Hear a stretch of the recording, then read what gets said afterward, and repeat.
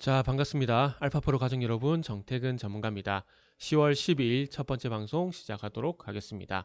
자, 첫 번째 방송 종목은 현대차입니다. 방송 끝까지 시청을 부탁드리고요. 방송 보시고 난 이후에는 좋아요, 구독 부탁드리도록 하겠습니다. 자, 그러면 시작 한번 해보도록 할게요. 화면 보시면서 말씀드려보도록 하겠습니다. 현대차 가지고 계신 분이란지 아니면 자동차의 완성차에 관심이 있으신 분들은 아시겠지만 UBS에서 좀 안 좋은 리포트가 나왔어요. 물론 현대차에 직접적으로 뭐 얘기를 한 건 아니지만 이게 현대 기아차에 영향을 줄 만한 요인이 있기 때문에 뭐 전혀 영향이 없다라고 보긴 힘들 것 같아요. 무슨 얘기냐면은 UBS에서 리포트가 나왔죠. UBS에서 아시겠지만 이제 GM이라든지 그리고 포드라든지 이쪽을 투자 의견을 하향 조정을 했죠. 투자 의견을 하향 조정을 했잖아요. 근데 단순히 GM과 포드 요 두 개 자체에 악재가 된다라면은 이 두 종목, 그러니까 종목에 제한된, 그러니까 포드에 제한된, GM에 제한된 이런 이슈였다라면은 얘기가 달라지겠지만 여기서 어쨌든 제시하고 있는 부분들이 뭐냐면 어쨌든 인플레이션에 대한 영향 그리고 경기 침체에 대한 영향 이런 걸 근거로 제시했거든요. 그러니까 인플레이션 같은 경우는 그거죠. 이 시장이 물가가 올라가게 되면서 연준에서 금리 인상을 계속해서 지금처럼 0.75% 계속 할 수밖에 없는 상황이고, 이렇게 시중금리가 올라가게 되면은 뭐가 문제냐면은 이게 아시겠지만은 자동차를 살 때 우리가 할부금융을 이용하잖아요. 할부금융. 그러니까 현금 완납으로 차를 사는 경우가 더 작지 않겠습니까? 그죠? 현금 완납보다는 할부로 사는 비율이 아무래도 더 많잖아요. 그러다 보면은 할부이자, 그러니까 오토 파이낸싱 이게 좀 위축이 되게 되면서 신차에 대한 어떤 수요가 떨어질 수가 있다라는 거죠.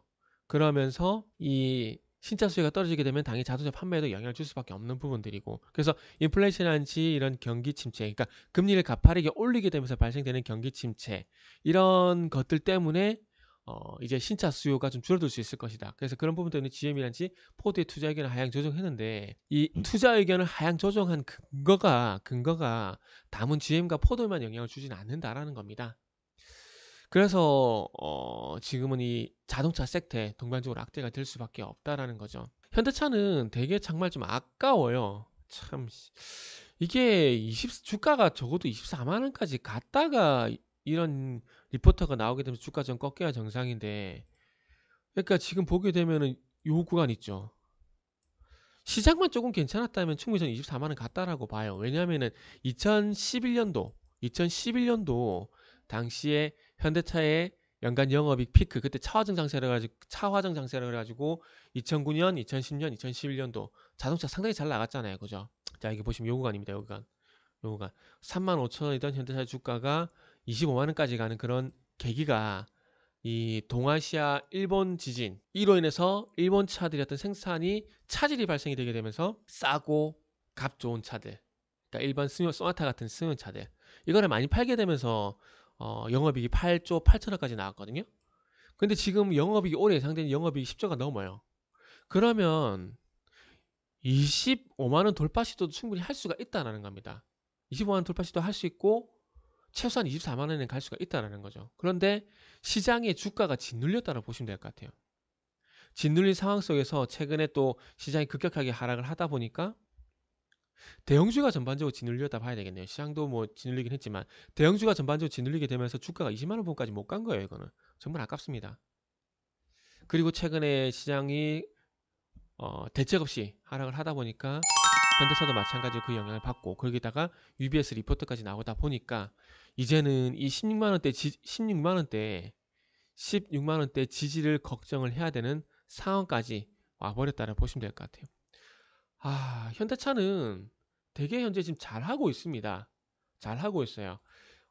상반기 기준으로 글로벌 완성차 판매가 현재 도요타, 폭스바겐 이어서 3위입니다. 3위. 3위에요. 정말 잘하고 있지 않습니까? 폭스바겐이 판매량이 이거 그냥 같이 보여드릴게요. 그냥 자 보세요. 여기 보시면은 상반기입니다. 상반기 완성차 판매 기준으로 봤을 때 현대차가 3위입니다. 3위. 물론 판매 대수를 보게 되면은 도요타와 폭스바겐에 한참 못 미쳐요. 500만 대, 400만 대고 3, 4, 5는 현재 300만 대 수준입니다. 그렇다고 하더라도 자, 폭스바겐은 14%가 감소했고요. 왜냐하면 차량 반도체 품귀 현상 때문에. 그리고 닛산 같은 경우는 17% 감소했습니다. 스텔란티스 그룹은 16% 감소했고요. 이런 현상이 발생이 됐지만 현대차 같은 경우는 차량 반도체를 원활하게 확보를 하게 되면서 상대적으로 선방을 하게 된 거죠. 선방을. 그러다 보니까 이 완성차 판매도 좋게 나왔고요. 그리고 상반기 기준으로 또 친환경차, 뭐 그냥 전기차라 보는 것도 맞는 것 같아요. 전기차. 그리고 미국 시장에서도 지금 전기차 시장 9% 점유율 2위. 테슬라는 70%인데 이건 넘사벽입니다. 어쩔 수 할 수가 없어요. 그래서 보면은 내연기관차도 그렇고 친환경차도 그렇고 잘 팔고 있어요. 잘하고 있습니다. 잘하고 있는데 참 진짜 현대차는 운이 없는 것 같아요. 그러니까 그런 게 있잖아요. 뭘 해도 안 되는 때가 있잖아요. 현대차가 제가 봤을 땐 딱 그런 지금 현재 상황인 것 같습니다. 제 개인적으로는. 그래서 좀 아깝습니다. 아깝고 지금 UBS 리포트가 나왔는데 이게 어찌 보면은 3분기 실적이 3조 3천억 정도 예상이 되거든요. 근데 UBS의 경기 침체로 인했던 자동차 수요 감소는 이 3분기 실적보다는 더 먼 미래를 반영을 하는 겁니다. 가까운 미래, 3분기 실적을 보냐, 먼 미래 경기 둔화를 볼 것이냐, 요 차이인 거죠. 그러면은 아무래도 가까운 것보다는 먼 미래를 반영을 할 수밖에 없죠. 그래서 이래저래 현대차는 참 안타깝습니다. 안타깝고 아깝습니다. 그래서 서두에 말씀을 드렸듯이 어쩔 수 없이 16만 원대 지지 여부를 볼 수밖에 없는 그런 상황이다 라는 말씀을 좀 드려야 될 것 같습니다.